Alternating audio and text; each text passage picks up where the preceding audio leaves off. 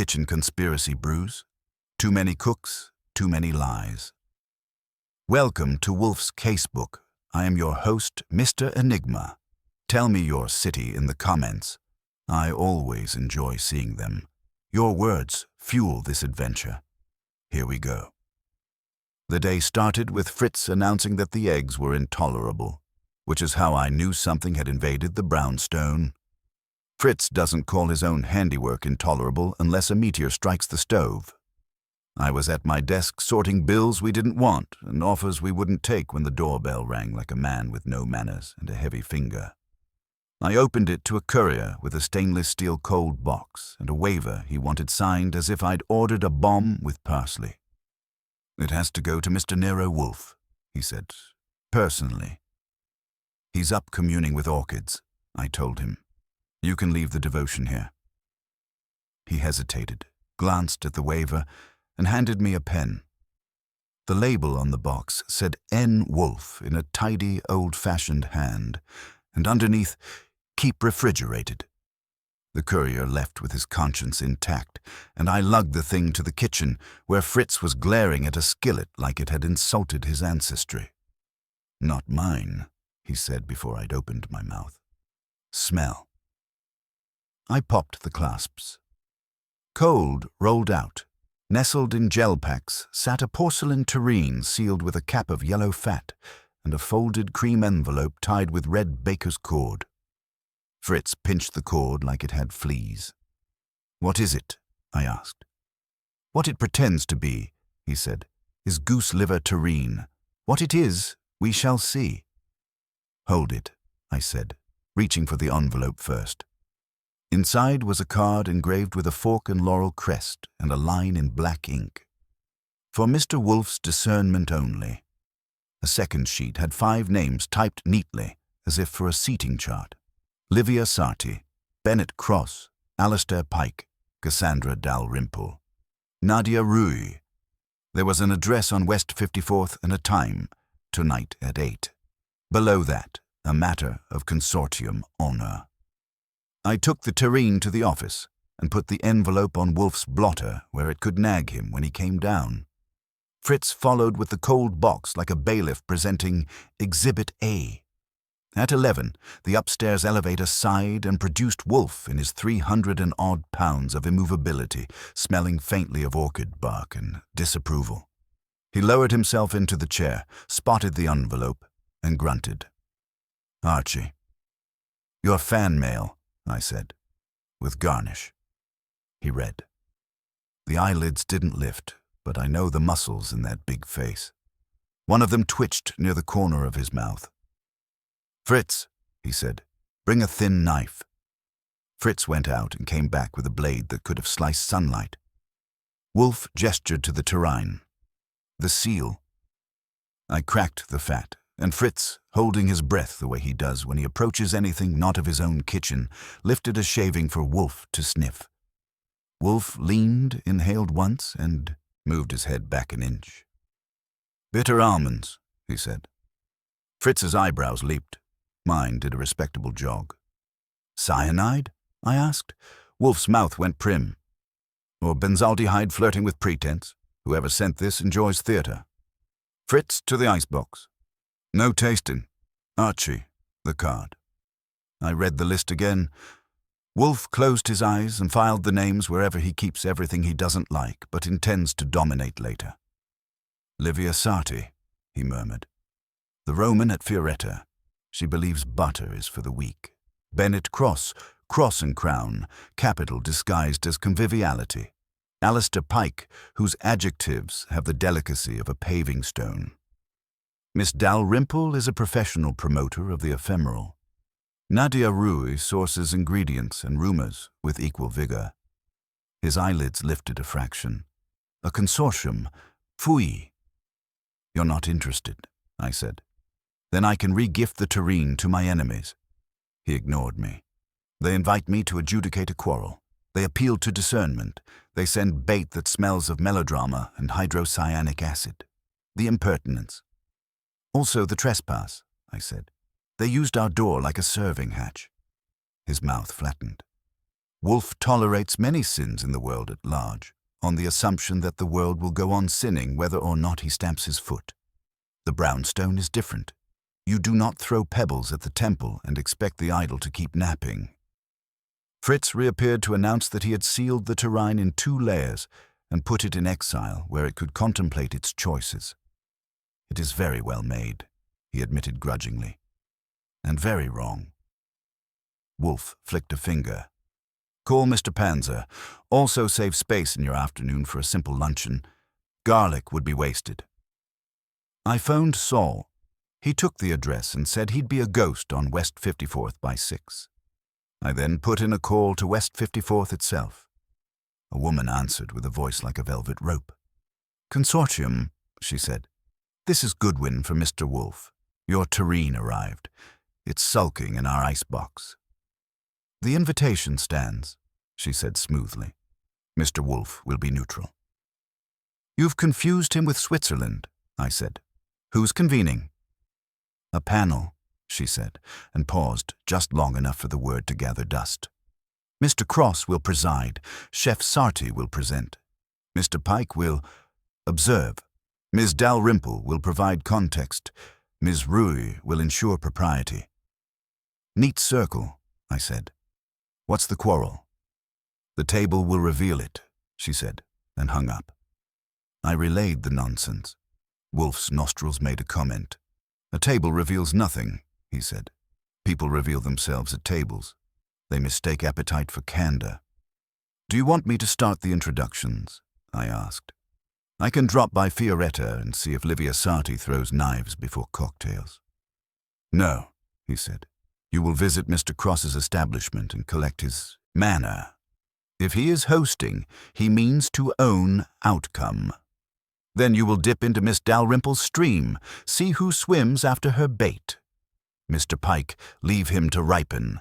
Ms. Rui, a call to confirm whether she supplies arsenic along with artichokes. Do not overburden yourself. The evening will be the meat. That leaves the why, I said. The envelope didn't come with a motive. It came with presumption, he said. That is motive enough. I did the rounds. Cross and Crown was a cathedral to comfort with prices for penance. Bennett Cross had a jaw for magazine covers and a handshake like chilled butter. He was very sorry for the trouble, very eager for Mr. Wolfe's esteemed neutrality, very sure that tonight would clarify narratives. Translation: he had a narrative and wanted Wolfe to bless it. Cassandra Dalrymple took her coffee with oat milk and her sentences in hashtags. She told me the consortium was about stewardship and synergy, which lined up with nothing and everyone. Nadia Rui answered her phone from a delivery van and said flatly that she hadn't supplied goose livers to anyone east of 9th Avenue this week, and if someone was poaching her farms, she'd like names. Alistair Pike wasn't accepting visitors because, according to his assistant, he was in the act of tasting, which suggested either soup or himself. By 6, Saul phoned from West 54th. Front room's dressed like a treaty's being signed, he said. Cross is the longitude, Sarti is the weather. Dalrymple's staging photographs of chairs. Pike came through a side door with his eyebrows at 11. 2 men I don't recognize are arguing softly about security. Nobody looks poor. Anybody look scared? I asked. Only the help, he said. I brought the report to Wolfe over a luncheon that wasn't worth describing because Fritz made it, which is the highest description available. Wolfe listened with eyes shut and fingers steepled, which is his way of sending messages to the part of his brain that uses other people as napkins. When I finished, he opened his eyes. They want an umpire, he said. They delivered bait to my door with the odor of poison and the posture of ceremony. They will sit us in a circle, declare grievances, and hope to use my name as a plank in the platform of whichever imbecility they intend. I detest being used. So we don't go, I said. He closed his eyes again. We go. I waited, because if you've worked for Wolfe long enough, you learn that the reasons arrive only when he wants to hear himself say them. He obliged. They have trespassed in my house, and they propose to trespass in my judgment. One I will not abide, the other I will domesticate. Also," and here his voice went softer, "Fritz butchered nothing for that terrine, yet its maker showed skill and contempt. I prefer skill unspoiled. I will discover who spoiled it." At 7:30, Fritz produced our coats like a man arming a militia. He hates it when Wolfe leaves the house. He considers the outside world an unsanitary rumor. Wolfe submitted with the same expression he gives to winter. We stepped into rain smell without rain. The city holding its breath. "Archie," Wolfe said as the cab turned east, "you will keep your eyes for the person who declares virtue too often. Virtue is a napkin. The more it is waved, the more stained it is." "Right," I said. "And if they serve us anything smelling of almonds?" "You," he said, "will not taste." We arrived at West 54th 10 minutes before the hour. The door had a doorman you couldn't have bribed with Rome and an anteroom with enough flowers to make Wolfe glare. Bennett Cross met us with teeth and silk, Livia Sarti with a jaw set for dueling, Cassandra with a camera, Alistair Pike with a notebook open to a blank page, and Nadia Roy with mud on her boots that she didn't apologize for. The table glowed, the crystal preened, and the air had that charge rooms get when everyone believes they're about to appear in a photograph labeled History. Wolfe took his chair without acknowledging the theater. He let silence prime them, which is his favorite sauce. When he finally spoke, it was in a tone that could have sliced pastry. "You sent food to my house," he said, "and an invitation to insult my time. You will now tell me why." That was the drop. The water hit stone, and the ripples that started in that polished room were headed straight for the brownstone, carrying with them a conspiracy in chef whites and cufflinks I could already smell, even over the flowers. Bennett Cross wanted to begin with grace, which told me he was nervous. He stood at the head of the table with his teeth adjusted to confident and his hands pressed together in prayer for investors. "Mr. Wolfe," he said, "forgive the unorthodoxy. We are a consortium of influence. Our duty is stewardship. A malicious party has sought to tarnish us by insinuating contamination in Chef Sarti's terrine and by trafficking rumors that our suppliers, Miss Ruiz, are compromised. We ask an impartial palate and a civil tongue." He gestured to the glitter and linen like it had taken vows. Wolfe didn't blink. He had brought his own altar. Livia Sarti didn't wait for the benediction. "I would not put my food under a microscope for a critic or a banker," she said, leaning forward, the vowels clipped like basil. "But I will for Mr. Wolfe, because he understands appetite. Somebody sent poison to his door in my name. That's an obscenity."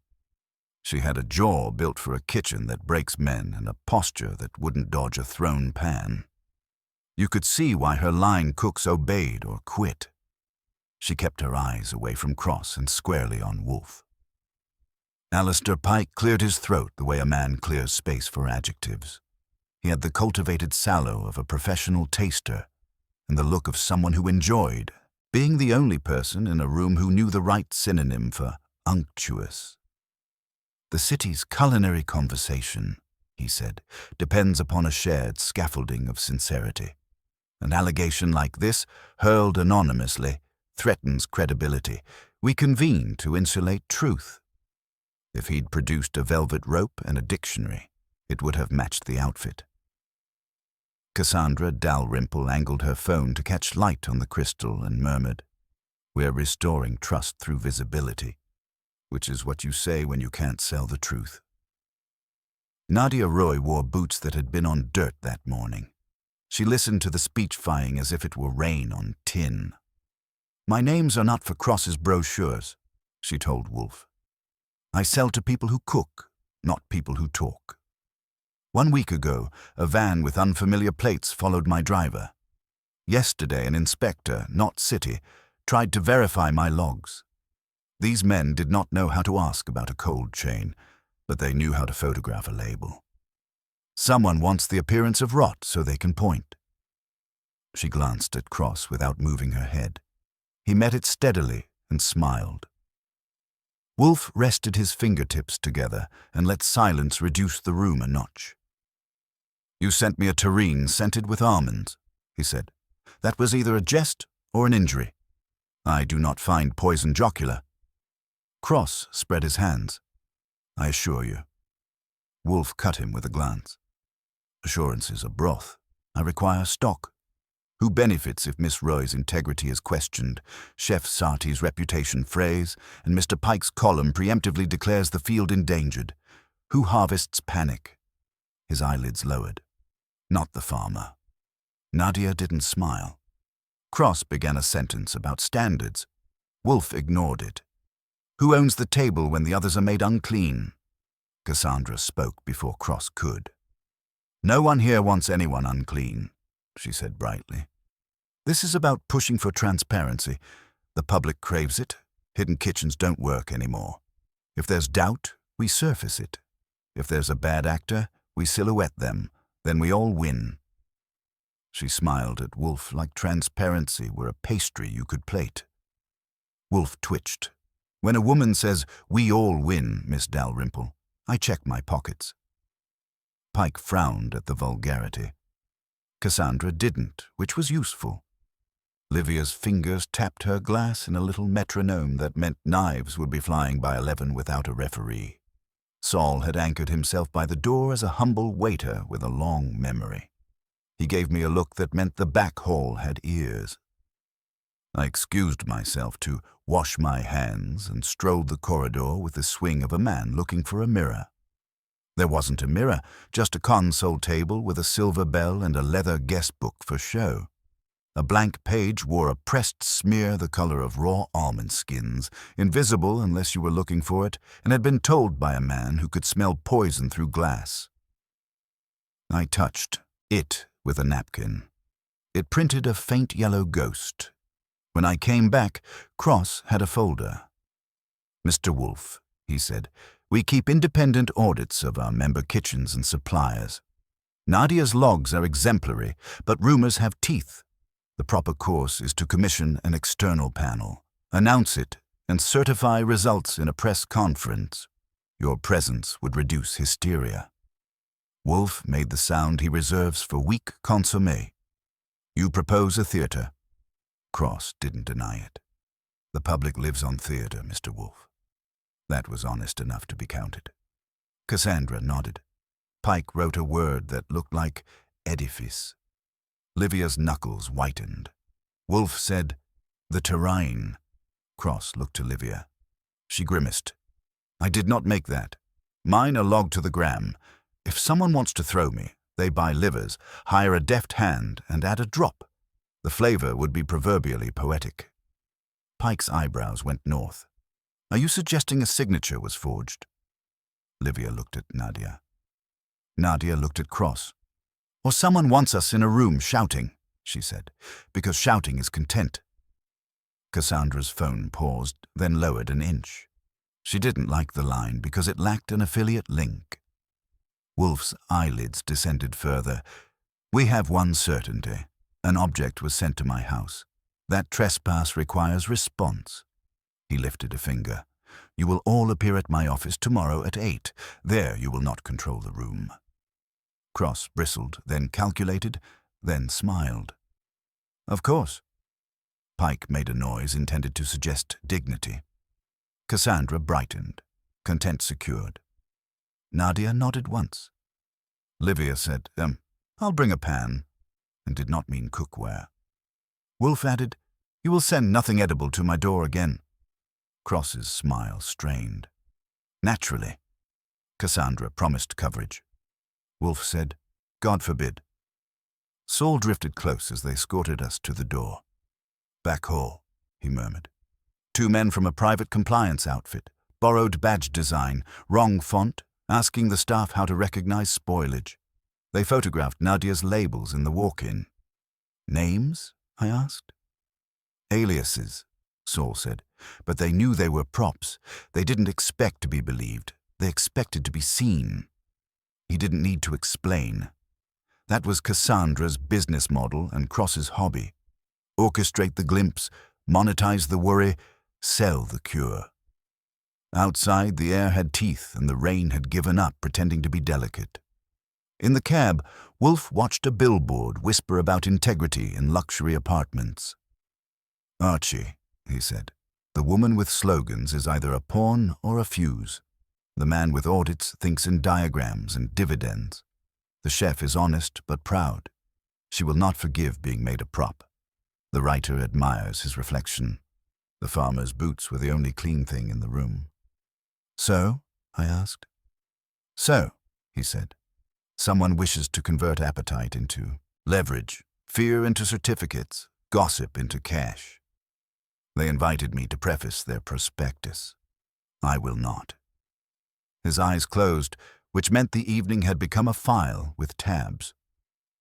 Back at the brownstone, Fritz took our coats like he was rescuing them from a flood. I told him he could boil the air and it still wouldn't be as clean as he wanted. He sniffed and went to scrub a spotless counter. Wolfe sat, exhaled, and said, "Telephone Mr. Panzer. He will keep Mr. Cross and Miss Dalrymple today and tomorrow. Ori will take Mr. Pike. Fred will keep poor watch on the obvious so that the less obvious shows itself." He folded his hands. "I will expect a trespass before breakfast. They are incapable of patience." I began a wisecrack about alarm clocks. He raised a finger. "And Archie, lock the refrigerator." Fritz had a way of looking at a locked refrigerator as though it had personally insulted his honor. When Wolfe ordered it sealed, he complied with a sort of holy disgust, clanging metal with more force than necessary. I didn't argue. When Wolfe predicts a trespass, you don't test him, you just make sure the locks click and the phone lines are clear.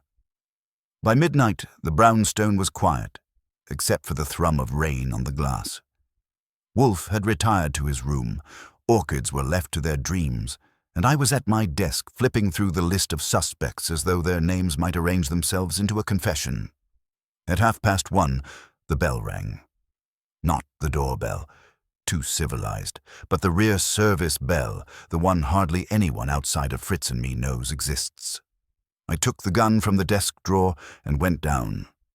Through the glass, I saw a figure hunched against the drizzle. When I opened the door, Nadia Rui slipped in, boots muddy, hair plastered. She looked more like a woman who had fought through weather than one who had been sneaking. "I had no choice," she said, before I could speak. "Someone is after me. I cannot go home." She was breathing hard. I guided her into the kitchen, Fritz appearing with the air of a man whose house was being used for a refugee camp. Wolfe's tread descended the stairs a moment later, heavy but unhurried. He entered in robe and slippers, eyes narrowing at the sight of the mud she was shedding on the tiles. "You trespass," he said flatly. "I seek sanctuary," she countered. That wasn't a request Wolfe heard often.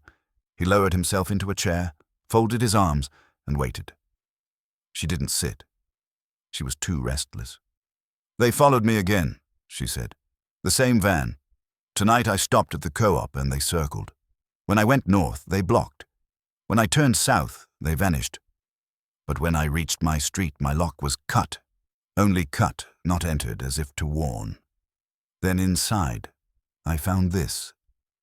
She reached into her coat and produced a manila envelope. I took it, slit it, and slid out photographs, grainy shots of crates, stamped with her farm labels, sitting in what looked like a warehouse with Cross and Crown logos in the background. One photo had "spoiled" stamped in red across the image, like a prop for a press release. "Convenient," I said. "Too convenient," Wolfe murmured. He leaned forward an inch, which for him was lunging. "You believe someone staged these?" "They want to frame me," she said, "to show contamination, to destroy my contracts."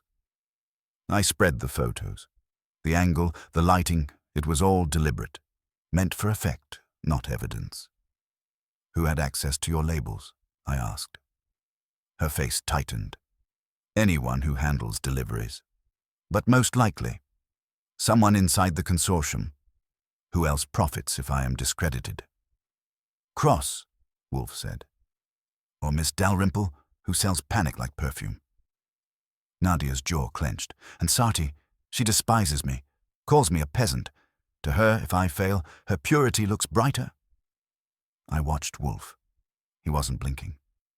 No, he said softly. Chef Sati does not dilute enemies with forgery. She uses knives, not stamps. I slipped the photos back into the envelope. You wanted sanctuary. You've got 4 walls and Fritz's disapproval, but you've also dragged a target across our carpet. I had nowhere else, she whispered. Wolfe shut his eyes. Archie, telephone Saul. He will verify these photographs at dawn. If they are authentic, we proceed one way. If fabricated, another. Miss Roy will remain here until then. Fritz, a guest room. Fritz sniffed like hospitality was a poison. She will not enter my kitchen, he muttered, but he went upstairs to prepare a bed. When Nadia was settled, Wolfe motioned me back to the office. He poured beer, sipped, and said, They escalate. First a tureen, now photographs. Soon they will force a climax. You almost sound amused, I said. He grimaced. No, intrigued? There is a difference. Amusement requires leisure. By morning, Saul phoned in. Archie, the photos are fake. The crates never left her farm. Labels were peeled from her actual shipments, slapped on warehouse boxes. Someone spent good money for set dressing. I hung up, relayed it. Wolfe's eyes closed again. So, a forger of optics. Not Chef Sati, not Miss Roy herself. Cross lacks subtlety. Mr. Pike lacks motive. That leaves Miss Dalrymple, who swims in images, or someone unseen who profits by her. I said, Cross has motive enough. If Nadia's ruined, he consolidates the suppliers. He can stage all the photo ops he wants. Perhaps, Wolfe allowed. But staging requires a hand skilled in presentation. Cross buys spectacles. He does not arrange the lights. Miss Dalrymple arranges lights. The doorbell rang again at 10. This time it was Alistair Pike, notebook under his arm, face arranged into pained indignation. He insisted he had not slept, that the entire consortium was in peril, that public trust was evaporating. Wolfe listened, eyes shut. Pike finally blurted, Mr. Cross insists we must issue a joint statement this evening. He wishes to invoke your authority. Pui, Wolfe said without opening his eyes. I lend my name to nothing. Pike sputtered.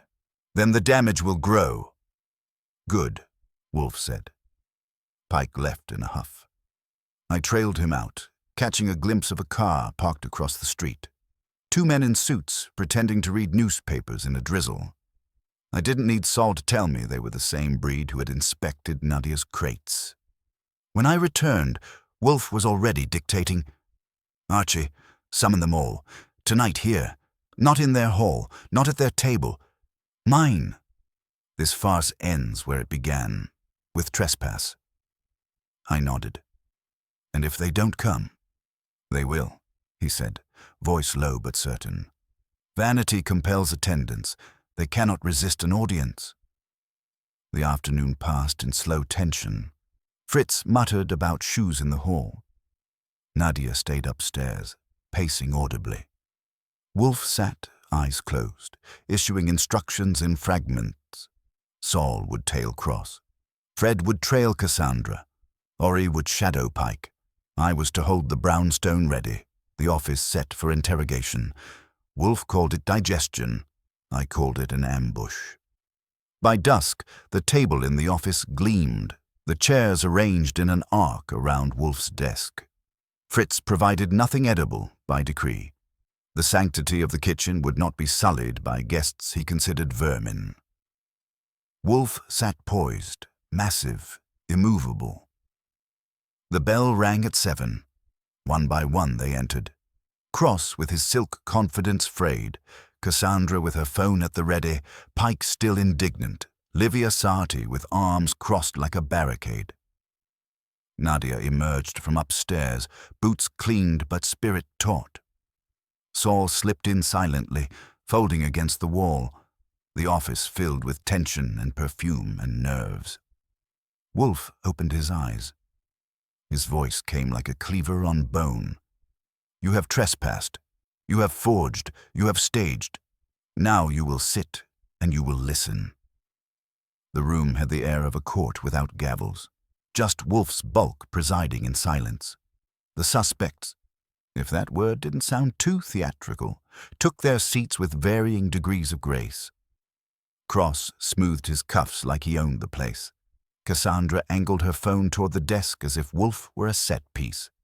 Pike sighed heavily and opened his notebook. Livia Sarti planted her elbows wide and dared anyone to get closer, and Nadia Rui folded her arms as though she'd been dragged to a firing squad. Saul leaned against the wall, calm as marble, while I occupied my usual spot near the globe, ready to interrupt if voices got louder than the furniture could stand. Wolfe let the silence ferment until even Cassandra stopped swiping her screen. Then he spoke. The terrine was a declaration, not of artistry, but of sabotage. The photographs were a second act, contempt disguised as evidence. Both trespassed into my house. Both intended to rattle. They failed. "You sit here, instead." His eyes rested briefly on each of them, heavy as anvils. Cross was the first to bristle. "Mr. Wolfe, let's not lose ourselves in rhetoric. We invited you to observe, not to indict. There are reputations at stake, mine included. If we cannot present a unified front, the consortium collapses." "Phooey," Wolfe said. "It already collapses. Unity built on forgery is like pastry made of sand." Pike cleared his throat. "You accuse without specifics. That is hardly constructive." I cut in. "Constructive. Someone mailed us poison, Pike. If you want constructive, start with explaining why Cross's warehouse happens to look like a stage set for Nadia's supposed contamination." Nadia sat forward. "Yes, explain that." Her voice was taut but steady. Cross gave a little laugh, polished but strained. "Outrage suits you, but it isn't proof. My warehouses are the size of cathedrals. Photographers can make anything appear sordid. I assure you, you assure nothing," Wolfe interrupted. Louder now, which in his range meant a thunderclap. "Photographs appear. Locks are cut. Rumors staged. Each act requires coordination. You all crave influence, but who craves it enough to risk me?" Cassandra raised a hand as though volunteering in class. "Maybe you're missing the forest for the trees. This isn't about one person. It's about perception. Public trust is fragile. If the story is that we're fighting, then we all lose. If the story is that we're confronting falsehood, then we win. Why not frame it as solidarity?" "That," Wolfe said, "is precisely the frame your colleagues attempted. But a frame is not a fact. Who placed the picture inside?" Her smile faltered. She tapped her phone against her knee. "You think I staged those photos? Please. I curate narratives. I don't fabricate evidence. My brand is visibility, not forgery." "Your brand," Wolfe replied, "is theater, and theater thrives on props." Pike huffed. "This is unseemly. None of us would stoop to criminal mischief. Perhaps Miss Roy herself staged the outrage to appear persecuted. Nothing garners sympathy like victimhood." Nadia's boots scuffed hard against the floor. "I don't need sympathy, Pike. I need my farms intact. Do you think I'd risk customers, staff, everything I've built, just to sit here begging for your validation?" Wolfe lifted a hand, and the voices died. "Enough. You're all too eager to accuse. That betrays fear. Only the guilty fear silence." He let it hang, and I saw Cross shift in his chair for the first time all evening. Saul cleared his throat from the wall. "Wolfe, the men tailing Miss Rui weren't amateurs. They carried credentials from a compliance outfit in Jersey. Borrowed design, fake numbers. Someone paid them to rattle cages. They expected the photographs to surface. They wanted witnesses to doubt. That," Wolfe said, "narrows the field. Who here trades in? Witnesses? All eyes slid toward Cassandra. She stiffened, lips parting, but Livia was quicker. She does. She trades in attention, sells it like olives. This is her work. Cassandra shot back. If I wanted to destroy you, chef, I wouldn't need props. One bad review and you'd drown in your own sauce. Enough, Wolfe thundered again, and both women went still. It was not Chef Sarti. She brandishes knives, not cameras. It was not Miss Ruy who earns by produce, not scandal. Mr. Pike lacks the coordination. That leaves Mr. Cross, whose investments would profit if farms fall and critics scatter, and Miss Dalrymple, who feeds on panic. Cross's voice sharpened. Are you suggesting I orchestrated this circus? Ridiculous. I invited you to arbitrate. Why would I rattle the very walls I'm trying to hold? Because, Wolfe said softly, you confuse destruction with control. You imagine that if others fall, your seat strengthens. But you overlooked vanity. Miss Dalrymple could not resist the performance. She advertised the frame even before the photograph was staged. Cassandra blinked.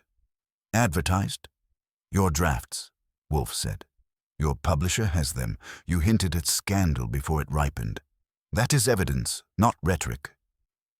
Her face paled, but she lifted her chin. That proves nothing more than intuition. It proves foreknowledge, Wolfe said. And foreknowledge is complicity. The silence that followed was thick enough to cut. Cassandra tried to hold her poise, but her phone slipped slightly in her grip. Cross's mouth was a thin line. Pike scribbled furiously, though the page looked empty from where I stood. Livia smirked like she'd just won a bet. Nadia exhaled sharply, almost relief. Wolfe leaned back, folding his hands. This charade ends. Tomorrow, Inspector Kramer will receive these photographs, the drafts, and testimony. He will enjoy the headlines. You will enjoy the consequences. Until then, you will remain here. I will not risk another trespass into my sanctuary. Cross shot to his feet. You cannot hold us. I stepped forward. Sit down. You're here on invitation, but if you walk out before Wolfe finishes, I'll be glad to let the police escort you back. Your choice. Cross hesitated, then sat, seething. Cassandra was pale, but she kept scribbling in her phone as if crafting her own version of events. Pike looked miserable, Livia grimly satisfied, Nadia guarded. Wolfe closed his eyes, signaling dismissal of words for the night. Archie, arrange rooms. No one leaves until morning. It was the kind of order that meant the brownstone had become both fortress and trap. And as I moved to carry it out, I realized Wolfe had baited his own hook. By demanding they remain, he wasn't just safeguarding the house. He was tightening the net. Night settled on the brownstone like a heavy cloak, and if anyone thought Wolfe's command to keep the entire consortium overnight was a suggestion, they hadn't lived under his roof. Fritz, grumbling like a prophet of doom, prepared spare rooms as if he were housing fugitives from the plagues of Egypt.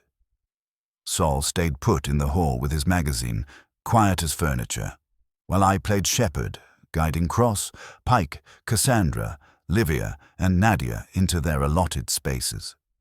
None of them looked pleased, but none dared bolt. Wolfe hadn't raised his voice more than twice that evening, yet the weight of his words had them pinned like butterflies. By 2 a.m., the house had achieved an uneasy stillness. Fritz retreated to the kitchen, muttering about linens he'd have to burn later while I made rounds. Cross had already unbuttoned his waistcoat, but not his attitude, glowering as if the mattress were beneath him. Cassandra sat cross-legged on her bed, tapping notes into her phone until Saul confiscated it with a raised brow. Pike paced, muttering adjectives like charms, and finally collapsed with a groan loud enough to suggest martyrdom. Livia stripped the sheets herself, refusing Fritz's assistance, and declared she'd sleep only if a knife was left within reach. Nadia shut her door with finality and didn't open it again. I finally settled on the office couch, gun within arm's reach, listening to the breathing of the brownstone as though it had opinions. Wolfe had retired, of course, secure in the knowledge that while the world flailed, his orchids upstairs bloomed in calm ignorance. Around 4, the piece cracked, a muffled thud, followed by the faint scrape of a window sash. I was up instantly, slipping into the hall. Saul was already there, gun in hand, eyes sharp. We moved toward the source, the guest room assigned to Cassandra Dalrymple. Inside, the window was raised half a foot, rain dripping on the sill. The bed was empty. "She's gone," I hissed. Saul checked the fire escape. Wet footprints led down into the alley. He swore under his breath. "I'll take the street. Circle left." I nodded, cut through the kitchen and slipped out into the alley. But Cassandra had practiced disappearing. By the time we reached the curb, she was gone into the night, swallowed by the city. Back inside, Wolfe was waiting in the office, robe drawn tight, eyes burning under heavy lids. "Report." "She slipped out," I said. "Window, fire escape." Saul and I followed, but she was already gone. He exhaled heavily, more like a furnace than a sigh. Predictable. Vanity does not endure confinement. She craved her own narrative. She will publish by morning. Cross stormed in, robe trailing, voice sharp. "You see? This is absurd. We are treated like criminals while the real saboteur flees." "Pfui," Wolfe snapped. "She has not fled justice, only haste. Her departure condemns her more eloquently than I could." Nadia appeared behind him, eyes dark but calm. "If she prints before truth is known, my farms are finished. No customer forgives contamination, even staged." Wolfe regarded her. "Miss Rue, panic will pass. The truth endures. Cassandra's vanity assures her destruction. She will write herself into a noose." Pike arrived last, hair tousled, protesting loudly. "I refuse to be detained any longer. This is unlawful." "Sit," Wolfe commanded, and Pike sat. The remainder of the night held no further drama. By dawn, Fritz prepared coffee strong enough to sterilize doubt. Wolfe called for me and Saul. "Archie, telephone Inspector Kramer. He will come. Saul, you will locate Miss Dalrymple. She cannot have gone far. Vanity requires witnesses. Find her, but do not apprehend. Merely watch." Saul nodded and left. I placed the call, and within an hour Kramer arrived, dripping cigar smoke and suspicion. He listened to Wolfe's summary with eyebrows climbing steadily. "So you're telling me," he growled, "that a critic planted fake photos, mailed poison bait, and staged a whole damn scandal, all to, what, sell stories?" "Not merely stories," Wolfe said. "Power. If farms collapse, if chefs falter, if reputations burn, then influence is hers to sell.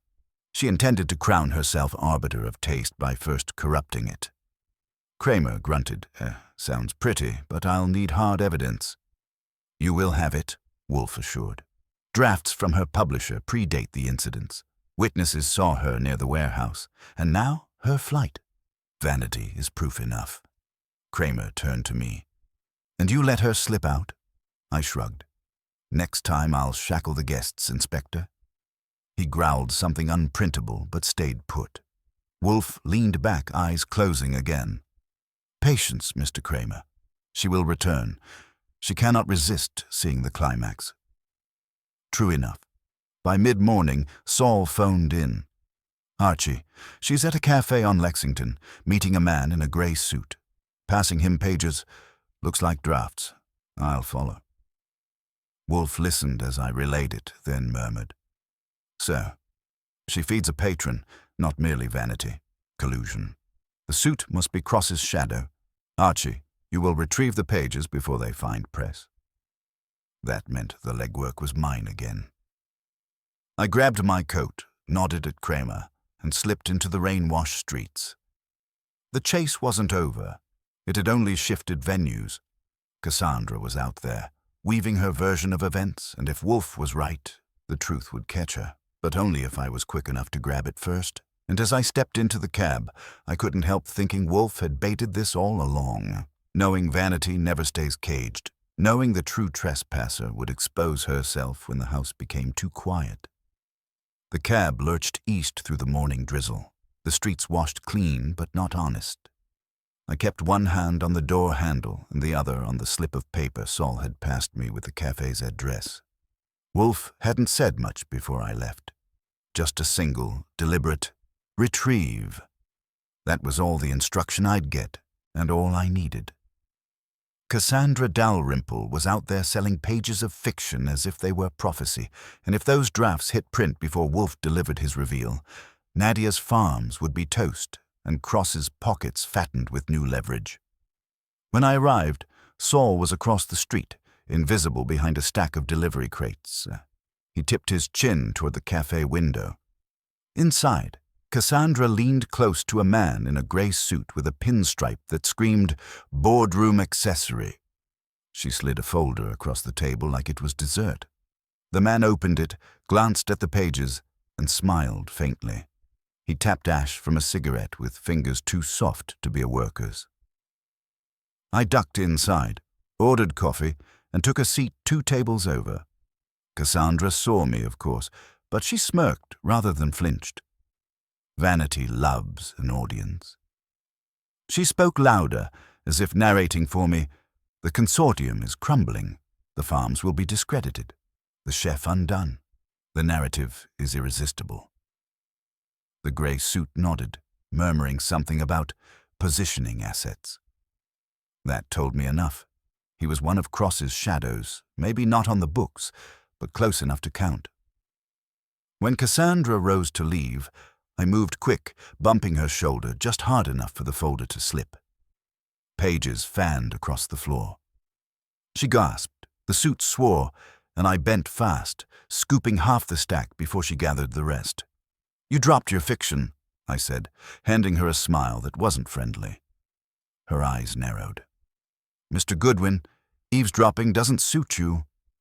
"Neither does forgery suit you," I shot back, "but you wear it anyway." The suit stepped forward, puffing himself up. "This is private business." "Phooey," I cut him off, stealing Wolfe's favorite bark. "It's sabotage dressed as journalism. Tell your boss Cross he'll see his name in the same headlines he hoped to own." Cassandra stiffened. She wanted to lash out, but she also wanted the performance. So she leaned close and whispered, "When the truth is written, Wolfe will be nothing more than a footnote. I will be the story." I left with my share of the drafts under my arm. Outside, Saul fell in beside me. "Neat grab. What did you get?" I flipped through as we walked. Cassandra's handwriting sprawled across margins. "Rui's farms face unconfirmed reports of contamination. Chef Sarti implicated in falsified menus. Consortium fractures under secrecy." They weren't just notes. They were headlines, written before the evidence existed. Proof of foreknowledge, exactly what Wolfe predicted. "Get these to Wolfe," Saul said. "I'll stick with Dalrymple. If she meets Cross, I'll know." Back at the brownstone, Wolfe received the papers with a flick of his fingers, spread them on his desk, and read slowly, lips pressed thin. As expected, her drafts predate events. She staged her own theater, then scribbled the script. Kramer, still in the office nursing Fritz's coffee like it was boot polish, leaned over my shoulder to squint. Well, I'll be damned. This is enough to drag her in on conspiracy. "Conspiracy requires partners," Wolfe said. "Miss Dalrymple is the vanity. Mr. Cross is the purse. The shadow men are their tools. But the question remains, who conceived the terrain? Who knew to lace it with scent, not substance, to lure me into their play?" I said, "Maybe Dalrymple again. She's got theater in her bones." "No," Wolfe muttered. "She arranges lights, but the chef's hand forged the dish. A rival, perhaps, with skill enough to counterfeit Sarti's terrine. Yet not Sarti herself. She would never permit a forgery of her craft." Cross, who had been pacing near the door like a lion denied meat, barked suddenly, "This is absurd. You insult us all with accusations. If Cassandra acted, she acted alone." "Phooey," Wolfe growled. "You financed it. She staged it. Others executed. Do not prevaricate." Cross lunged forward, but Kramer stepped into his path, cigar wagging like a warning. "Sit down, Silk Boy, before I decide to cuff you for obstruction." Cross seethed but sat. Wolfe leaned back, eyes closing. "Archie, assemble them all again tonight. Cassandra will not resist returning. She craves the climax. There we shall serve the truth." The day crawled by with tension. Livia stalked the halls like a caged tiger, muttering about ruined reputations. Nadia stayed quiet, eyes dark but watchful. Pike scribbled enough notes to publish an epic, but spoke little. Fritz cleaned already spotless counters until the kitchen smelled of lemon and fury. Wolfe spent the hours in silence, hands folded, his mind chewing through the case with the same grim efficiency he reserved for food. By evening, Saul phoned to confirm Cassandra was on her way back, her face set for triumph even as shadows trailed her. Wolfe arranged the office like a courtroom, his chair the bench, suspects arrayed before him, evidence stacked neat and merciless. When Cassandra swept in at 8, she looked radiant with defiance. "You cannot cage a voice," she declared, "and you cannot bury the truth." "No," Wolfe said, opening his eyes at last. "But I can expose a lie, and you, madam, are full of them." The room bristled. Cross stiffened. Nadia leaned forward. Livia crossed her arms. Pike scribbled. Kramer's eyes narrowed. Wolfe lifted a hand, and silence settled. "This," he said, tapping the drafts, "is your confession, written before the acts you described, before the photographs, before the rumors. You did not predict scandal, you planted it. Cross provided means, you provided theater. Others, pawns. You trespassed in my house with poison, hoping I would lend my name to your farce. You miscalculated." Cassandra's smile wavered, then steadied. "You can't prove I acted with Cross." "On the contrary," Wolfe said, "your drafts mention audits, not yet proposed, funds not yet frozen. Only Cross could have told you. And now the shadow man on Lexington will testify to your meeting. Vanity dragged you back here. Greed drags him down with you." Kramer slammed a hand on the desk. "That's enough for me. Dalrymple, Cross, you're coming downtown." The storm broke then. Cross shouting about injustice, Cassandra insisting she'd be immortalized, Pike protesting the ruin of the consortium, Livia muttering oaths in Italian, Nadia finally exhaling relief. Through it all, Wolfe sat immovable, his face a monument to certainty. And as Kramer hauled them out, Wolfe closed his eyes again, as though the case had already been digested. For him, it had. For me, it was still hot on the tongue. The brownstone felt different after Cross and Cassandra were hauled out in Kramer's wake.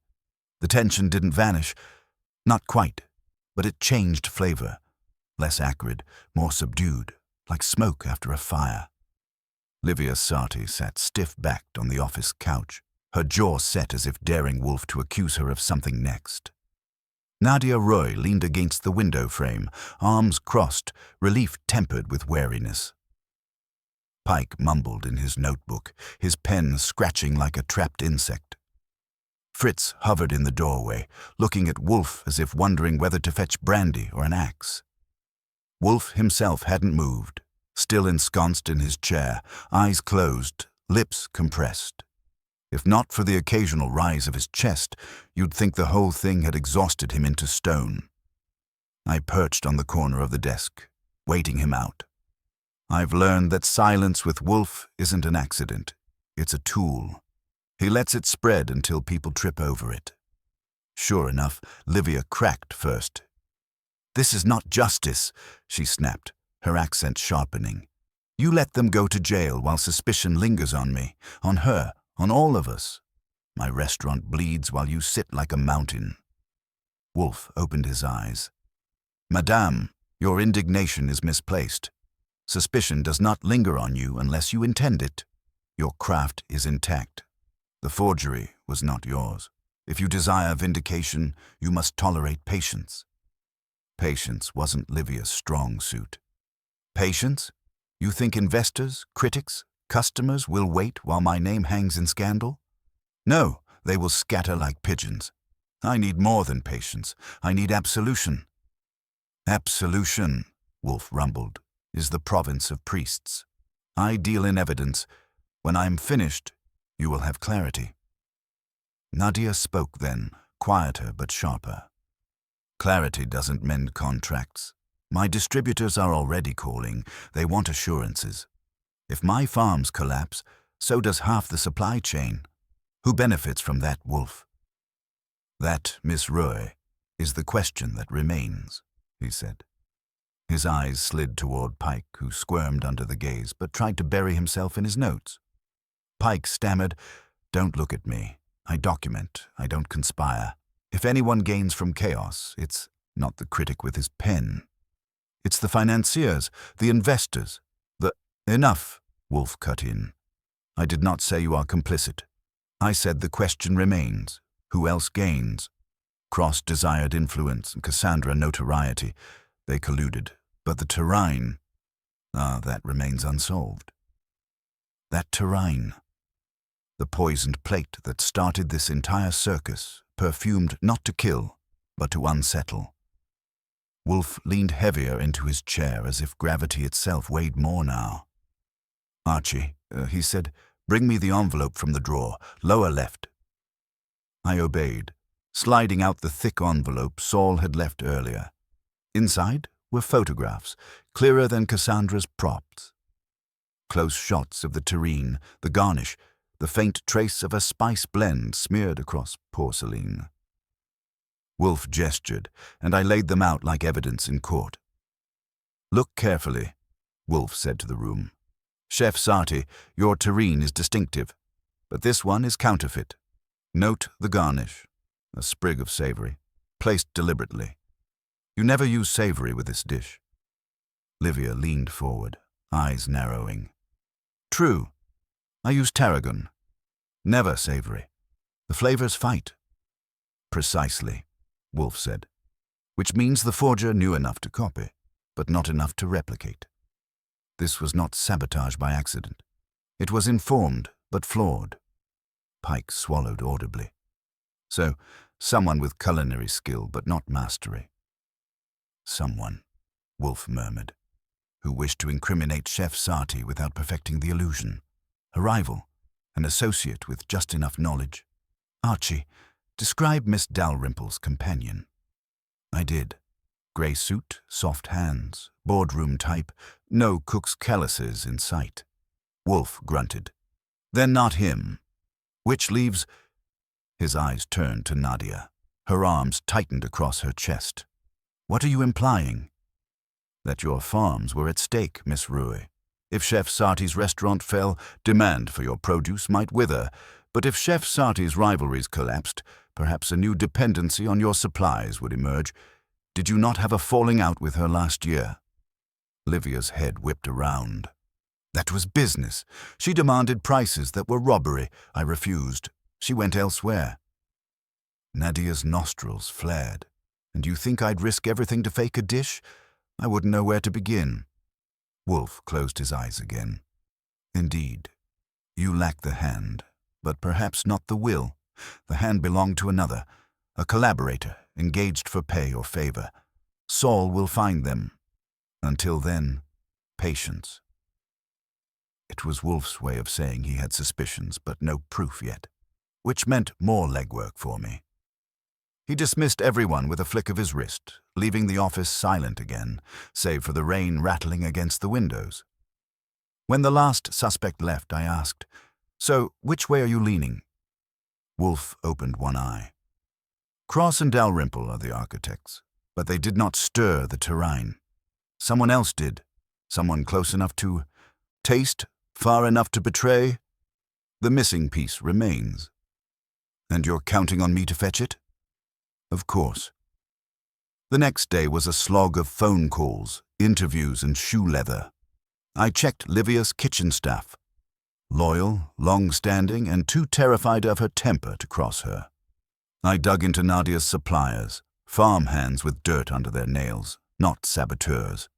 Pike, for all his paranoia, lacked even the dexterity to slice bread without notes. Dead ends, all of them. Then Saul called. "Archie, I tailed Dalrymple's suit. He met a man last night in a back room on 48th Street. Tall, gaunt, chef's whites under his coat. Italian accent. Took an envelope thick enough to choke a cat." I whistled. "Name?" "Didn't catch it. But he left muttering about savory for tarragon." "Sound familiar?" That rang the bell Wolfe had been waiting for. I told Saul to keep eyes on him and headed back to the brownstone with the news. Wolfe listened, nodded once, and finally allowed himself a satisfied grunt. "So, the hand is found. A failed protégé of Chef Sarti, no doubt, bitter at her refusal, eager for Cross's coin. Tomorrow night, Archie, we assemble them all. The climax must occur here, in this room, under my roof." I gave him a look. "And if they refuse?" "They will not," Wolfe said. "Vanity draws Dalrymple, arrogance drags Cross, fear compels the rest. They will come." I couldn't argue. Wolfe had a way of bending events to his gravity, and as I poured him his beer, I realized we were nearly at the endgame. The terrine was only the appetizer. The real feast was about to begin, and Wolfe was already setting the table. The next evening found the brownstone wound tight as a drum, the kind Wolfe liked best, full of tension, expectation, and the smell of Fritz's veal stock curling through the air like incense at a particularly solemn service. Wolfe had given the summons in his usual imperious way, and as expected, nobody declined. Fear, vanity, or arrogance, he'd said. They were all tethers strong enough to pull suspects back through his doors. He was right. By 7, the chairs were occupied again. Livia Sarti, Nadia Rui, Pike with his endless notes, Cross with a new lawyer at his elbow, and Cassandra Dalrymple, radiant with defiance, clutching her phone like a scepter. I stood against the wall with Saul, both of us positioned as sentries. Fritz hovered discreetly in the background, his apron starched, as if to remind everyone that the sanctity of Wolfe's household extended from the orchids upstairs to the saucepans in his kitchen. Wolfe sat in his chair, vast and immovable, eyes half closed until the moment demanded otherwise. It was Cassandra who spoke first, because of course it was. "You think you can trap us in your parlor games, Mr. Wolfe, but the world already listens to me. The headlines will tell the story I choose." Wolfe opened his eyes. "Pfui. Your headlines are scaffolding without a building. Tonight we construct." Cross bristled beside her, his lawyer twitching as if itching to object in a courtroom. "We have tolerated enough insinuations. If you have proof, present it. If not, we will leave." "You will not leave," Wolfe said flatly. "You sit in my house because you trespassed. The terrine, the photographs, the forged narratives. Each was a stone flung at my sanctuary. For that, you will endure." Kramer arrived then, shoulders wet with rain, cigar in one corner of his mouth, eyes already rolling at the tableau. "All right, Wolfe, you said you'd have something. I don't see bracelets on wrists yet. Make it worth my time." "You will see," Wolfe murmured. He gestured for me to distribute the photographs and drafts. One by one, I laid them in front of the suspects, watching their expressions tighten like ropes. "Observe," Wolfe said. "Miss Dalrymple's drafts predate the events. Mr. Cross's funds paid the shadows who staged surveillance, but neither wielded the hand that forged the terrine. That hand belonged to a man hired by them both, a discarded apprentice of Chef Sarti's, embittered and willing to counterfeit. His payment was observed, his mutterings heard. He alone introduced savory where tarragon should reign. He is not here, but he need not be. His confession is written in the dish." Livia slammed a hand on the armrest. Alessio, she spat. That rat. I dismissed him a year ago for incompetence. He swore revenge. Of course it was him. Wolfe inclined his head. Yes, the dish bore his signature of failure, but Cross and Dalrymple provided the stage. Without them, his bitterness would have remained private. Instead, they made it public and poisonous. Nadia stepped forward, voice taut. So my farms were sacrificed to their performance? Weeks of whispers, shipments doubted, all to give her a headline and him control? Precisely, Wolfe said. The scandal was not culinary, but financial. If you collapsed, Cross could absorb. If Chef Sarti fell, her rivals benefited. And Miss Dalrymple, she would crown herself the chronicler of it all. But vanity betrayed her. She wrote too soon. She met too openly. She fled too quickly. Kramer puffed his cigar, smoke curling like punctuation. That's a tidy story, Wolfe. But do I have enough to haul them in? You have drafts, payments, witnesses, Wolfe said. You have motive. And you have me. That last bit hung in the room like a thunderclap. Wolfe never offered himself as part of a case unless he was immovably certain. Kramer grunted.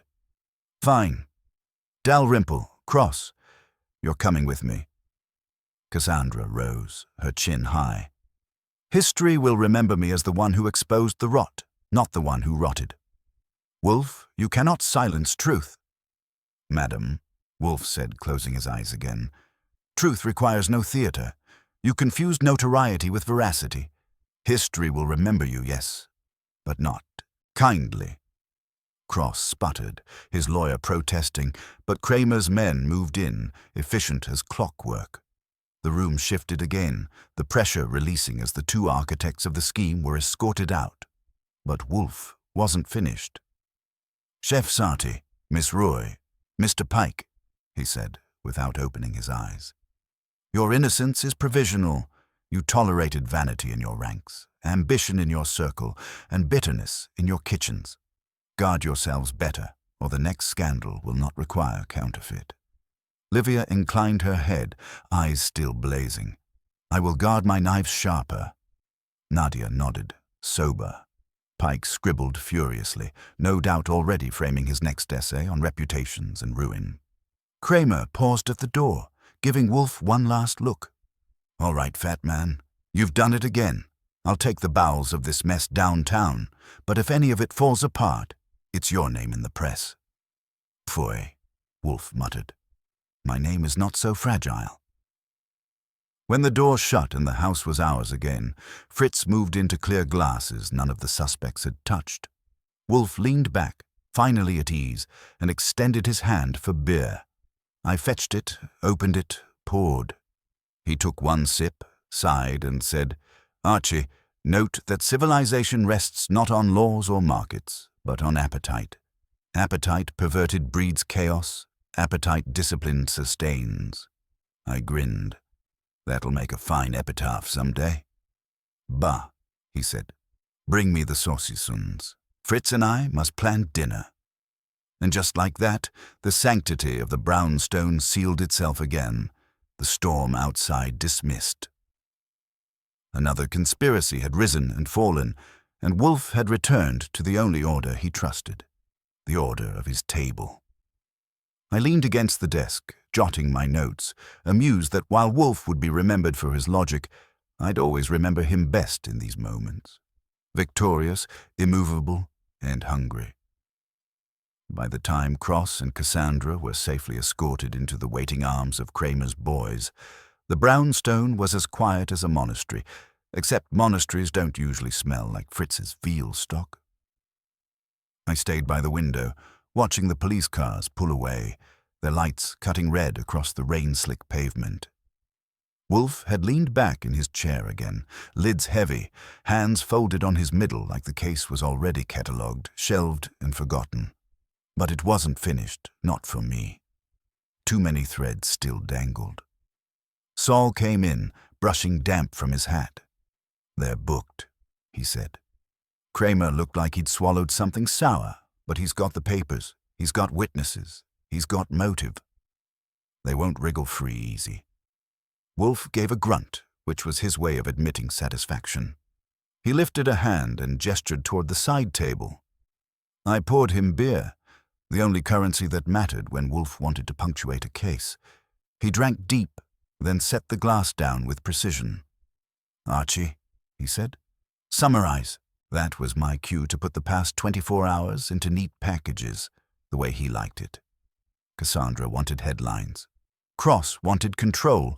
They hired Alessio, Sarti's washed-up apprentice, to forge a terrine and lace it with perfume strong enough to stir suspicion, but not lethal. They staged photographs in Cross's warehouse, leaked drafts Dalrymple had already written, and waited for the world to swallow the story whole. But vanity tripped her. She bragged too early, met too openly, wrote too soon. The drafts caught her, and the savory sprig caught him. Case closed. Wolfe nodded once, as though I'd merely confirmed a theorem. Yes, appetite undone by vanity and greed. A sordid but predictable pattern. "Not completely closed," Saul said. "Your Alessio's still out there. Kramer will want him." Wolfe exhaled like a bellows. "Phooey, Alessio is irrelevant. He is tool, not hand. If Kramer requires him, he will surface, drawn by his own hunger." That might have satisfied Wolfe, but it didn't satisfy me. Tools cut deep and loose ones cut anywhere. Still, Wolfe had turned the page, which meant my fretting wouldn't move him.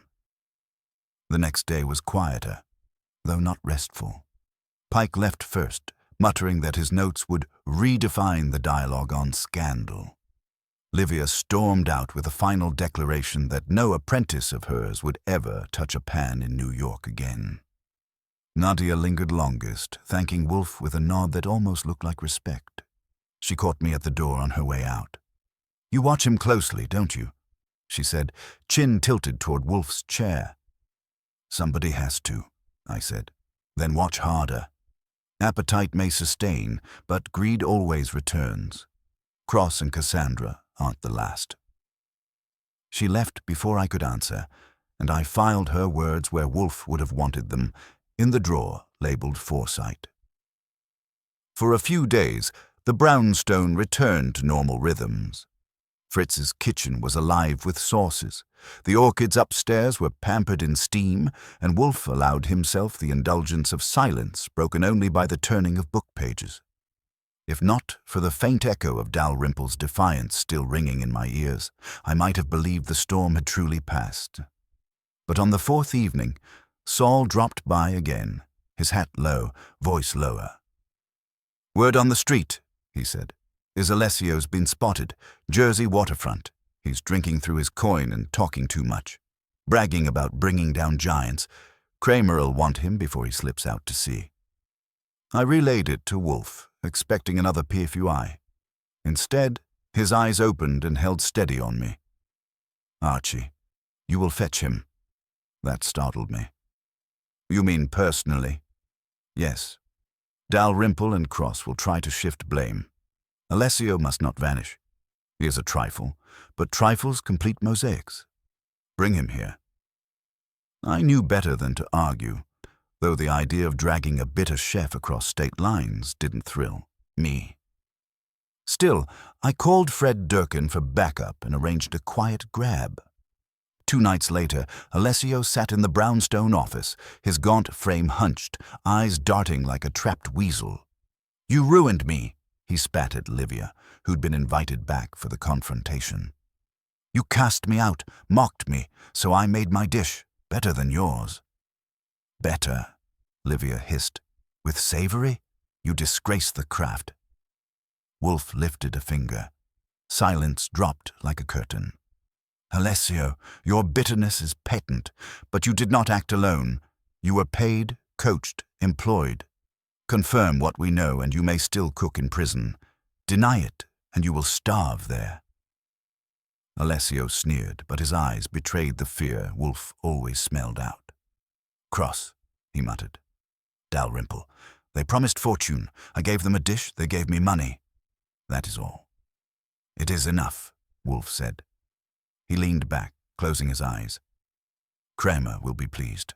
Archie, deliver him. And that was that.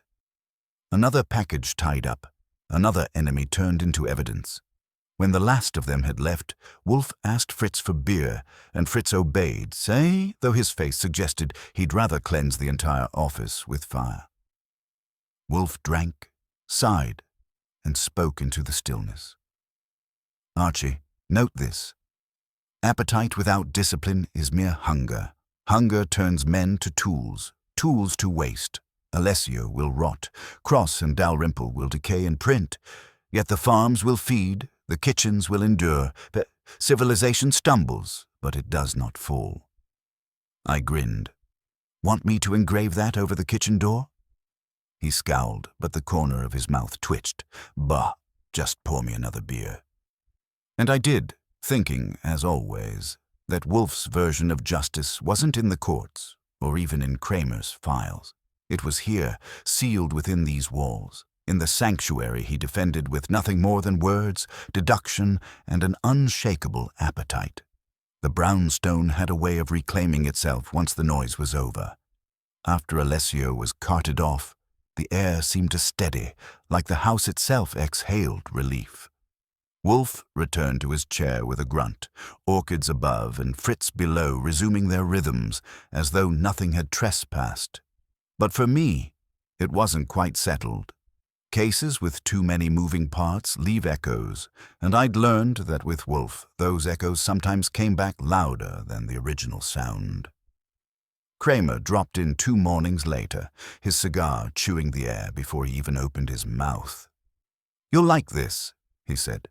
"Cross's lawyers are already squawking that he was duped by Dalrymple. She's claiming Alessio acted without her knowledge. They're both trying to sink each other before the boat's even in the water." Wolfe didn't open his eyes. Predictable. Greed rarely shares blame gracefully. Kramer grunted. "Still, I need them nailed clean. Alessio's confession helps, but he's a bitter little rat. Juries like clean stories. You've got one." "I always have one," Wolfe murmured. "Archie, recite." So I did. Again. Cassandra drafting scandal before the evidence existed. Cross funding the shadows. Alessio forging the terrene, all woven together with Wolfe's needle. Kramer puffed smoke, frowned, and finally gave a nod. "It'll hold. Barely. But if either of them comes up with a surprise, I'll be back here breathing down your neck." "Pfui," Wolfe said. "My neck requires no ventilation." Kramer left, grumbling, and the house fell quiet again. I thought that was the end of it, but Saul called that evening. "Archie, one of Cross's men tried to see Alessio and Holding. Got turned away, but he slipped him something. A note or packet." Kramer's watching, but I figured Wolfe would want to know. I relayed it, and Wolfe's eyes finally opened, sharp and restless. "So, the threads still tangle. Cross attempts salvage. He cannot resist pulling strings, even from his cell." "You think Alessio still got something to give him?" I asked. "Perhaps," Wolfe said. "Or perhaps Alessio's bitterness extends further than we knew. A man so eager for revenge rarely confines himself to one betrayal." The next day, Nadia Rui reappeared. She looked worn, as though the weight of salvaged contracts hung heavier than the threat of ruin.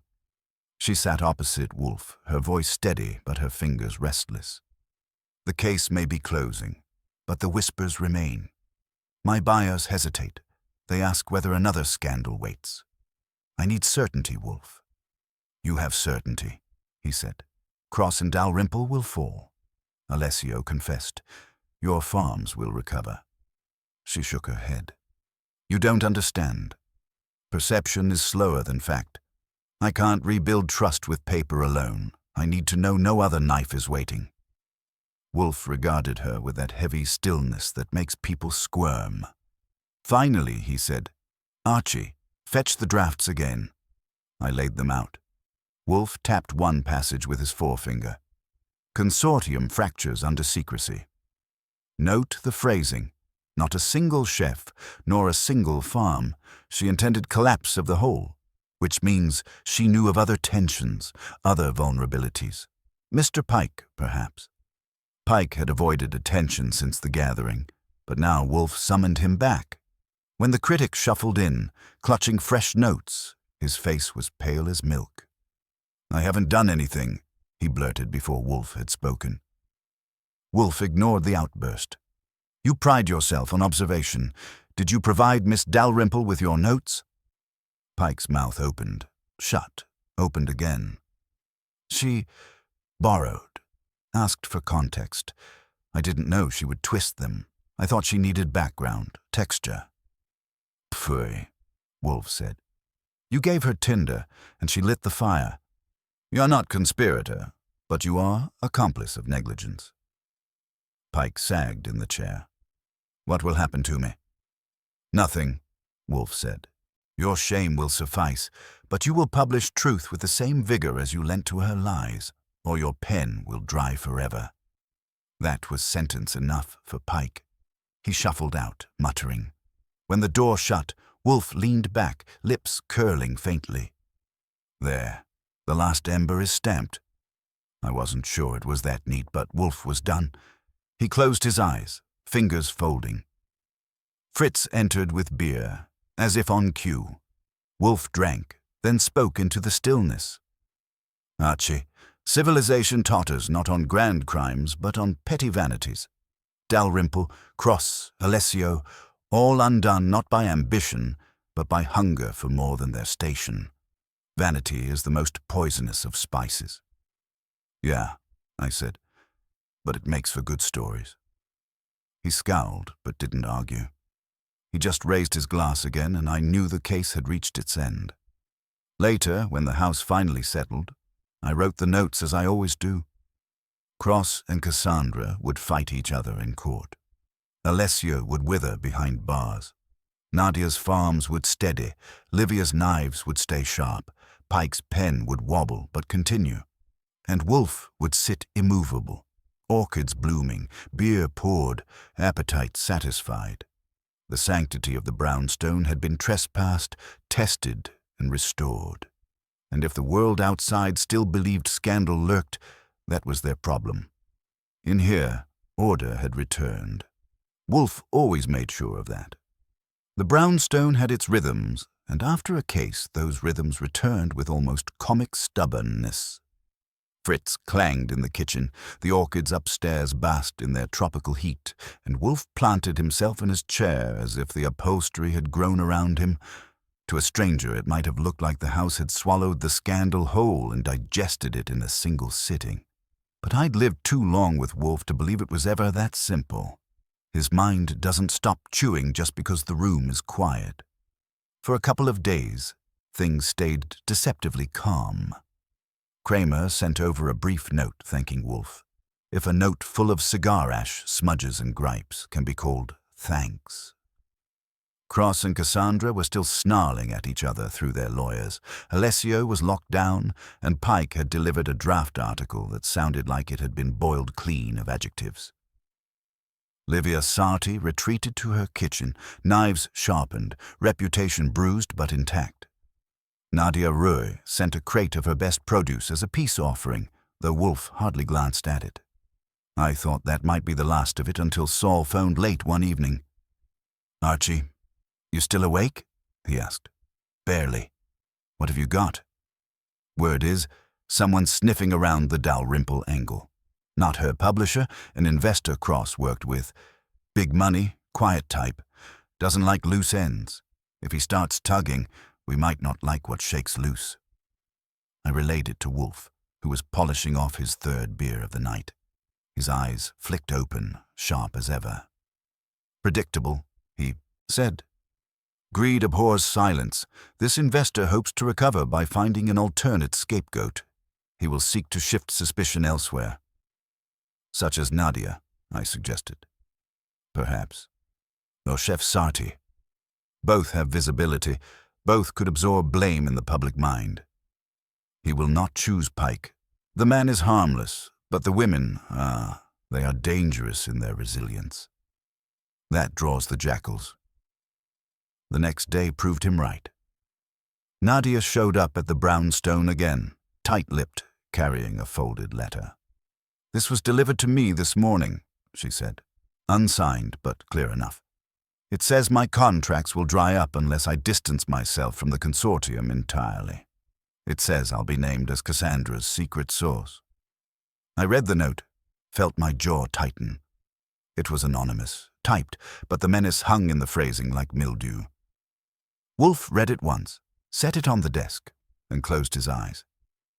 "Archie, who delivered this?" "Courier, paid cash," Nadia said. "I asked, but he couldn't tell me who hired him."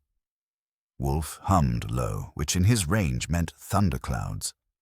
"This investor Saul mentions is clumsy. Anonymous letters betray desperation. He fears exposure if he speaks openly. That is leverage." Nadia's voice sharpened. "Then use it. I won't watch my farm strangled after surviving Cassandra's lies." "You will endure," Wolfe said, "but only if you resist panic. Panic feeds rumor. Rumor feeds collapse. Sit, drink Fritz's coffee. Leave the rest." She didn't like it, but she obeyed. I called Saul, asked him to keep the streets under surveillance. Meanwhile, Wolfe ordered me to reach out discreetly to Cross's known associates. "Greed leaves fingerprints," he said. "Find the one that twitches most." By evening, Saul reported back. The investor was a man named Emery Vale. Quiet, old money, a background in commodities, and a history of gambling on reputations as much as markets. He had backed Cross quietly in the past. Now, with Cross compromised, Vale was maneuvering to preserve his stake by pinning scandal elsewhere. I delivered the report, and Wolfe's lips compressed. As expected. Vale is a parasite. He feeds on proximity, not creation. He will attempt to detach from Cross while fastening upon another host. We must swat him before he burrows deeper. "How?" I asked. "By compelling him here," Wolfe said. "You will deliver him an invitation he cannot refuse. Use his vanity, promise discretion, offer settlement, hint that Cross betrayed him first. He will come, greedy to protect himself." So I did. The following afternoon I walked into Vale's office, all marble and brass, and gave him Wolfe's message. A discreet meeting, a chance to shift narrative, a guarantee of privacy. His eyes gleamed like a shark spotting blood. "Tell Mr. Wolfe," he said, "that I accept." That night, Vale entered the brownstone like a man visiting a confessional. He was tall, silver-haired, his suit cut sharp enough to slice paper. He greeted Wolfe with oily courtesy, but Wolfe didn't rise or even extend a hand. He simply spoke. "Mr. Vale, you dispatched a letter to Miss Roy this morning, a coward's ploy. You hoped to frighten her into retreat, thereby salvaging your investment by sacrificing hers, a vulgar calculation." Vale's smile didn't falter, though his fingers tightened on his gloves. "You speak boldly, Mr. Wolfe, but business is business. If her reputation collapses, my interests suffer. I merely sought to protect myself." "Pfui," Wolfe said. "You sought to deflect, not protect. You believed Cross's collapse endangered you. You believed Dalrymple's fall left you exposed, so you sought another scapegoat, but you miscalculated. Vanity destroyed them, and now it betrays you." I slid the anonymous letter across the desk. Vale glanced at it, then back at Wolfe, his smile thinner now. "That proves nothing." "It proves everything," Wolfe said. "Handwriting analysis will confirm your secretary typed it. Paper sourcing will trace to your office, and when Cross learns you abandoned him, he will testify with venom. You are finished." Vale's jaw twitched, but he masked it quickly. "What is it you want, Mr. Wolfe?" "I want silence," Wolfe said. "You will cease your meddling. You will withdraw from the consortium entirely, without whisper or protest. You will never again attempt to trespass in my affairs. Do this, and your disgrace will remain private. Fail, and I will deliver you to Kramer with ribbons." For the first time that night, Vale's smile broke. He bowed slightly, collected his gloves, and left without another word. When the door closed, Wolfe leaned back, eyes heavy again. "Archie, note this. Appetite attracts parasites, but parasites are fragile. They cannot digest alone. Vale will wither without Cross. Let him." And just like that, the storm Vale brought into the brownstone was smothered in Wolfe's calm. I looked at him, at the orchids above, at the beer waiting for him. "One of these days, Wolfe, someone's going to learn not to trespass in your house." He allowed the faintest smirk. "One of these days, Archie, but not today." The brownstone had regained its rhythm after Vale's departure, but if you've ever lived under Wolfe's roof, you know rhythm isn't the same as calm. He sat heavier than usual in his chair, eyes half closed, lips compressed, hands folded over his middle. To anyone else, he might have looked drowsy, but I could tell his mind was rolling the whole case over like a butcher examining cuts before deciding which to trim. Fritz busied himself in the kitchen, the clang of pans a little louder than necessary, a way of venting his disgust at strangers having polluted the sanctity of the place these past weeks. Saul had gone back to his own business, but not before reminding me that Vale wasn't the type to slink quietly into the night. And me? I leaned against the globe in the office, pen scratching notes, trying to catch the timeline before it slipped from memory. "Archie," Wolfe said finally, his voice rumbling out of the silence. "Summarize." I obliged, because that's part of the job. Dalrymple staged the headlines before they existed. Cross bankrolled her little circus. Alessio cooked the counterfeit terrine, perfume in place of poison, savory where tarragon should have been. Vale tried to steer the wreckage onto Nadia with his anonymous note, and each of them underestimated you, especially Dalrymple, who thought theater could pass for truth. Wolfe gave one of his long, deliberate nods. Yes, vanity, greed, bitterness, cowardice. A poor recipe, but one often served. He let his eyes close again. And appetite, Archie, is always the true culprit. I might have laughed, but I was too tired. The last weeks had been a carousel of suspects, drafts, dinners interrupted, and trespasses into Wolfe's house. And though the storm was finally quieting, the echo still buzzed in my bones. 2 mornings later, Kramer arrived without warning, cigar smoke storming ahead of him. He dropped heavily into the red leather chair, scowling as if we'd personally soured his breakfast. "Wolfe, I should haul you in for obstruction, making me dance around with all your suspects like it's a vaudeville act. But," he admitted reluctantly, "it held. The DA's office is moving forward. Cross and Dalrymple are cooked. Alessio confessed clean.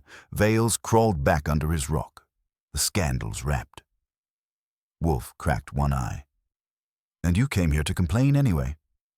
"Damn right," Kramer said. "Half my precinct thinks you run the city from this chair. I don't like being played, but—" He cleared his throat. "You were right. As usual." That was as close to a thank you as Kramer ever got. Wolfe waved Fritz for beer, took a slow sip, and spoke with a weight of finality. "Mr. Kramer, I do not play. I deduce. If the city quivers because men and women cannot temper their appetites, that is not my fault. It is theirs." Kramer snorted, stood, and left as abruptly as he'd come. Later that afternoon, Nadia Rui returned once more. She stood straighter than before, the lines of strain eased. "The contracts are stabilizing," she told Wolfe. "Distributors are reassured. The rumors are fading. I owe you for saving what I built." "You owe nothing," Wolfe said without opening his eyes. "You endured. I merely exposed those who sought to feed on you." Nadia glanced at me then, as though weighing whether Wolfe ever let the world see gratitude. "You guard him well," she said. "That's my job," I replied. She left a basket of her finest produce with Fritz, who looked at it like an apology from the universe. Livia Sarti, too, sent word.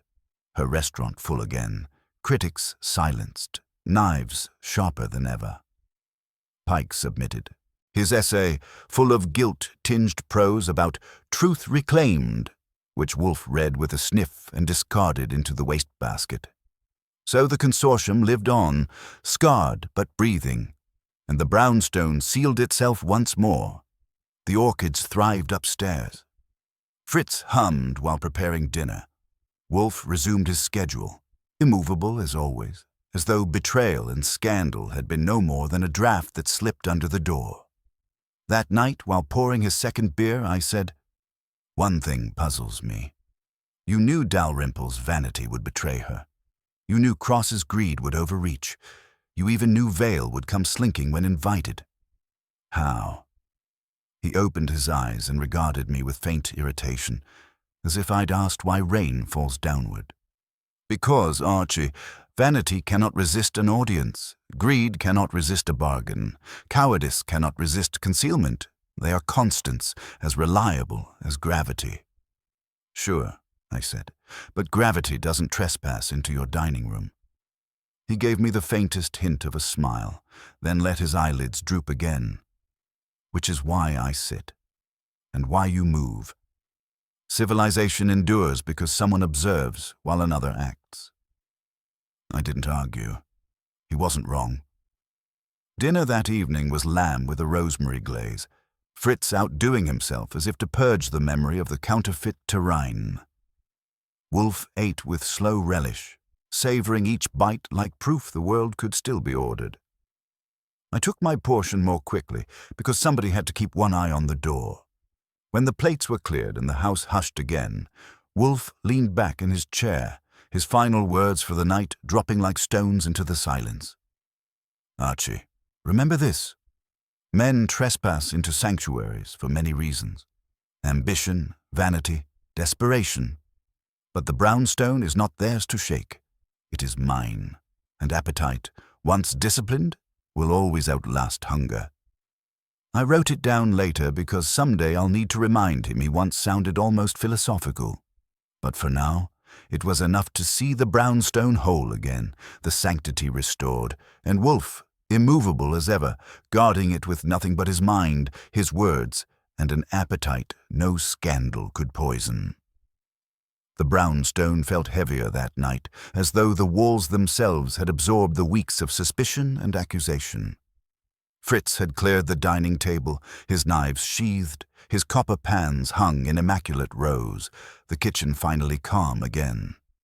Upstairs, the orchids swayed in their humid temple, untouched by scandal. And in the office, Nero Wolfe sat in his great chair, eyes closed, lips compressed, hands folded over the dome of his middle. The case had moved through its storms, Cross, Cassandra, Alessio, Vale, but now it demanded its conclusion.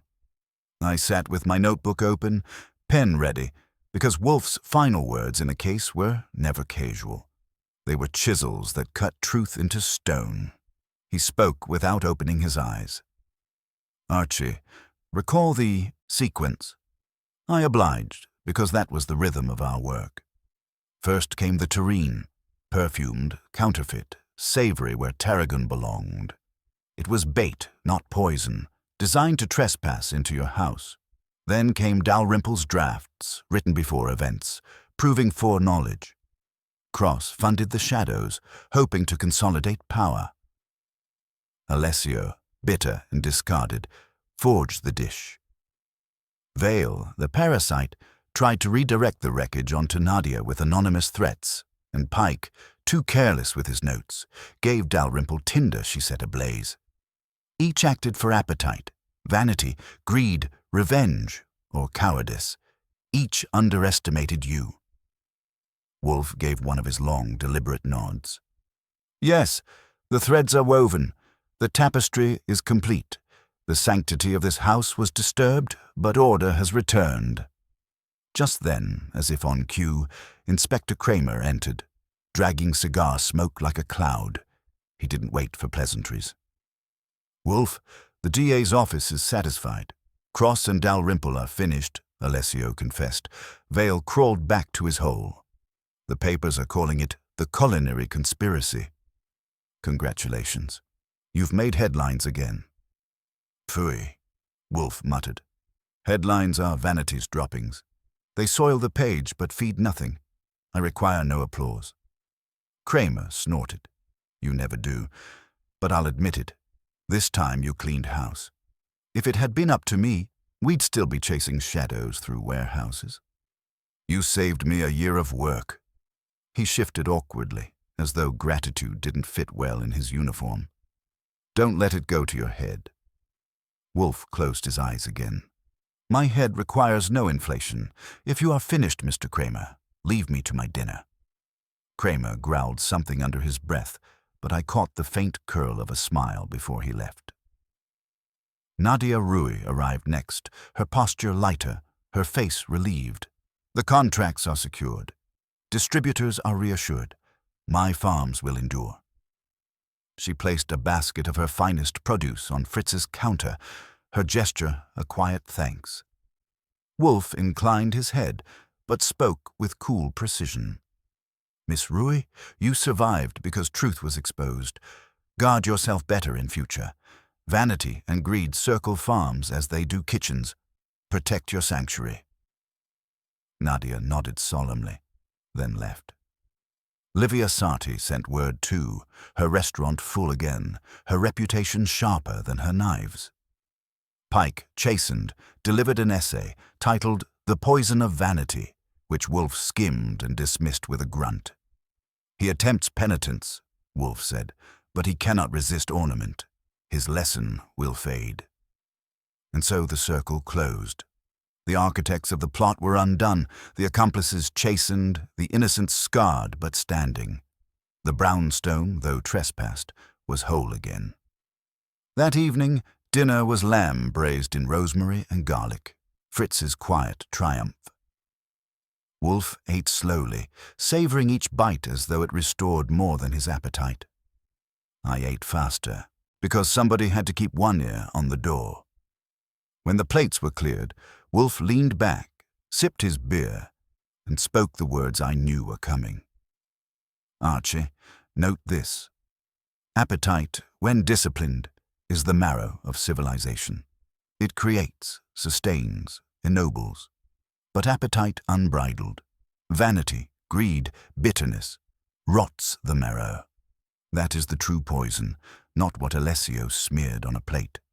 I grinned, pen scratching. You sound almost like you're giving a sermon. He scowled faintly, but his eyes held the faintest gleam. Bah, sermons are for pulpits. I merely observe. Men trespassed here, and they were expelled. That is enough. I leaned back, closing my notebook. Maybe. But I'll say this. If the world knew how much chaos you swat from this chair, they'd call this place more than a house. They'd call it a fortress. Phooey, he muttered again, but didn't deny it. He raised his glass, drained it, and closed his eyes. His work complete. The brownstone fell into silence then, the kind of silence that isn't empty but full of resolution, of truth laid bare, of order restored. Outside, the city buzzed with its appetites, its hungers, its vanities. Inside, Wolfe had returned to his orchids, his books, his beer, and his dinner, secure in the knowledge that civilization had survived one more trespass. And me? I shut my notebook, turned off the lamp, and thought of how these cases always ended the same. Wolfe immovable, appetite satisfied, the sanctity of the brownstone preserved.